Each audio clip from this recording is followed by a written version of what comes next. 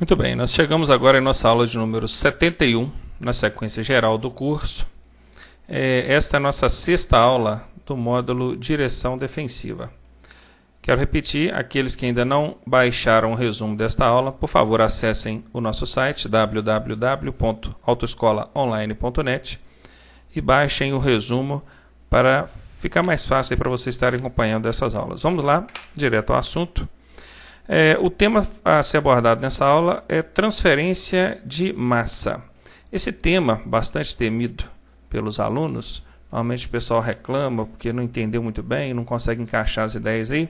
É o seguinte, essa transferência de massa, que aqui pode ser compreendida ou interpretada como peso, aqui, tá ok? Pode ser entendida ou interpretada como peso do veículo, consiste na sobrecarga de peso, viram?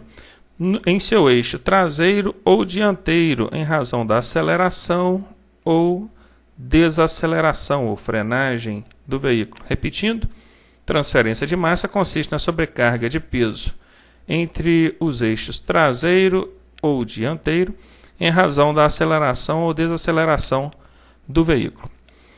Muito bem, para a gente entender melhor isso, vamos fazer o seguinte.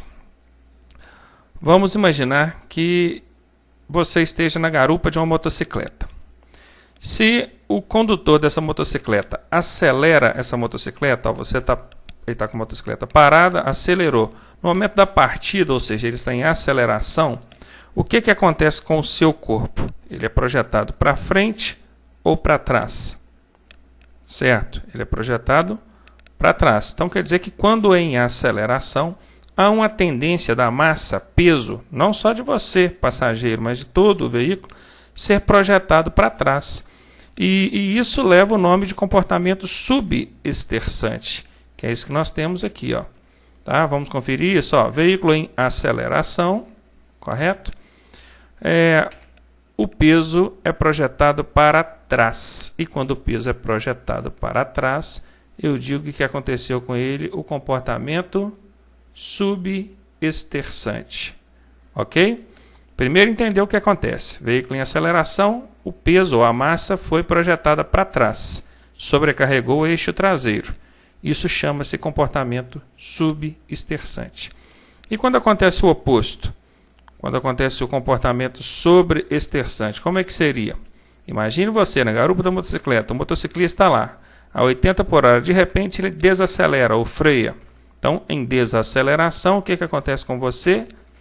Você é projetado para frente. Eu estou usando aqui o exemplo de você na garupa só para você tentar assimilar o que acontece com o peso do veículo. Porque é a mesma coisa que acontece com você, passageiro, que está na garupa dessa motocicleta, acontece também com o peso do veículo, a massa do veículo. Então, se a motocicleta está em desaceleração, obviamente o peso é projetado para frente. Isso não é só em motocicleta não, tá gente? Estou só usando o exemplo da motocicleta. Isso acontece com automóveis, com veículos de um modo geral, tá? Só hipotetizando aqui. Então, se você está em desaceleração, o peso é projetado para frente, consequentemente dá-se o nome de comportamento sobreesterçante. Essa primeira fase, deu para entender? Deu para pegar? Tá? Vamos tentar memorizar isso aí, entender o comportamento do peso, da massa e decorar aí o nome. Ó. Acelerou, o peso foi para trás, sube. Desacelerou, o peso foi para frente, sobre. Ok? Repetindo. Acelerou, o peso foi para trás, sube. Desacelerou, o peso foi para frente, sobre. Tá ok? Deixa eu só limpar a tela aqui agora para a gente poder analisar o restante aqui. Está meio perdido aqui, apagar, beleza, tá. Continuando então, imaginem, nesse primeiro caso, comportamento subesterçante, onde o peso do veículo se concentrou em seu eixo traseiro, o peso foi para trás. Esse veículo, com as leis da física atuando sobre ele, dentro de uma curva, por exemplo, tentando jogá-lo para um lado ou para o outro, que é mais ou menos o que acontece com o corpo da gente também dentro do veículo, certo? As leis da física atuando sobre ele, imaginem, o eixo traseiro dele está sobrecarregado, está pesado, ou seja, ele está bem agarrado ao chão. Enquanto o eixo dianteiro perdeu peso, certo? Se o peso concentrou-se maior parte no eixo traseiro, esse veículo perdeu peso no eixo dianteiro. E, obviamente, se esse veículo tiver que desgarrar dentro da curva, ele vai desgarrar à frente, ok?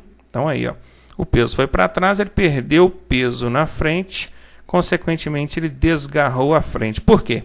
Porque a aderência em seu eixo dianteiro ficou menor, tá? E quando um veículo desgarra à frente dentro de uma curva, ele é projetado para fora da curva, tá? Desgarrou à frente, é jogado para fora da curva. Consequentemente, atua sobre ele a força centrífuga. Repetindo, o veículo em aceleração teve seu eixo traseiro sobrecarregado, o peso foi para trás. Deu-se a isso o nome de comportamento subesterçante. Ok? Peso atrás, comportamento subesterçante. Claro que se o peso foi para trás, ele perdeu peso no eixo dianteiro. Consequentemente, perdeu a aderência, a capacidade de se agarrar na pista do eixo dianteiro. Quando um veículo desgarra à frente, que começa com F, ele é jogado para fora da curva, que também começa com F. Ok? Agiu sobre ele a força centrífuga. Observem o finalzinho da palavra. Fuga. Claro, se esse veículo é jogado para fora da curva, o que agiu sobre ele foi a fuga. Já viram fugir para dentro? Não existe, né? Jogado para fora, força centrífuga. Beleza? E quando acontece o oposto, veículo em desaceleração, o peso foi para frente. Eixo da frente sobrecarregado. Então, o nome que dá é sobre, né? Peso na frente, o nome é sobre aqui. Se o peso está na frente, esse veículo vai desgarrar o quê? Vai desgarrar a traseira. Desgarrando a traseira, ele é jogado para dentro ou para fora. É o oposto, né? Se ele desgarrou a frente, foi jogado para fora. Quando ele desgarra a traseira, ele é jogado para dentro da curva. E disse então que ocorreu sobre ele a força, ou atuou sobre ele a força centrípeta. Tá ok? Aí já é centrípeta. E é assim que funciona. Então, só recapitulando, que essa parte é chatinha, eu sei que o pessoal tem dificuldade, mas a linha de raciocínio é essa. Veículo em aceleração, o peso foi para trás. Ok? Imagine o que acontece com o seu corpo. É projetado para trás. A mesma coisa acontece com o peso do veículo. Se o peso foi para trás, o nome dado é subesterçante, ou subesterçamento. E quando o peso vai para trás, ele perde peso no eixo da frente, consequentemente ele desgarra a frente. Se tiver que desgarrar, vai desgarrar a frente. É jogado para fora da curva, agiu sobre ele a força centrífuga. Procurem ligar uma coisa a outra. Desgarrou a frente, começa com F. É jogado para fora da curva, que também começa com F.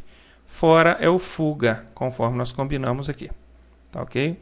Enquanto em desaceleração, o peso vai para frente. Então, dizemos que aconteceu com ele o comportamento sobreesterçante. Se o peso foi para frente, ele perde peso na traseira. Se tiver que desgarrar, vai desgarrar a traseira. Desgarrando a traseira, ele é jogado para dentro da curva. E sendo jogado para dentro da curva, atuou sobre ele a força centrípeta. Ok? Fechamos então essa linha de raciocínio sobre transferência de massa. Apesar da minha cautela, a calma aqui explicando para que vocês pudessem absorver da melhor maneira possível, usando aqui inclusive exemplo, eu sugiro que vocês reassistam essa aula até entender. É importante entender o comportamento do veículo quando em aceleração e desaceleração. E é importante também guardar os nomes, né? Porque isso é que vai perguntar em prova. Comportamento subesterçante, comportamento sobreesterçante. Força centrífuga, força centrípeta. Até que entre a força centrífuga e centrípeta é fácil, né? Qual que joga para fora? A fuga, né? Aqui, ó, centrífuga. A outra é a que joga para dentro, centrípeta, obviamente. Então, por favor, estejam à vontade, inclusive, para mandar suas dúvidas aí, caso ainda tenham, para os nossos e-mails, né? ronaldo@autoescolaonline.net. Estaremos respondendo aí de pronto para vocês. Um abraço, então. Até daqui a pouco na nossa aula de número 72. Tchau.